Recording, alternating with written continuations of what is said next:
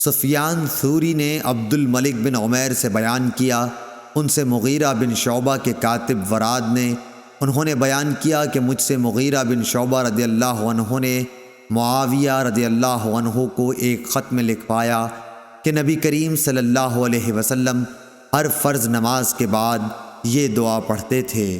ترجمہ: اللہ کے سوا کوئی لائق عبادت نہیں اور اس کا کوئی شریک نہیں، بادشاہت اس کی ہے اور تمام تعریف اسی کے لیے ہے، وہ ہر چیز پر قادر ہے۔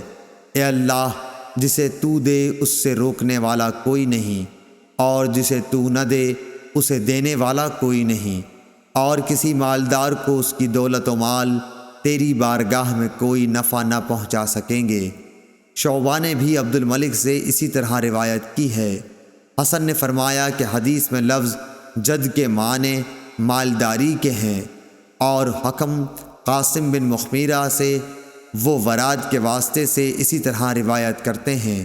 صحیح بخاری حدیث نمبر 844۔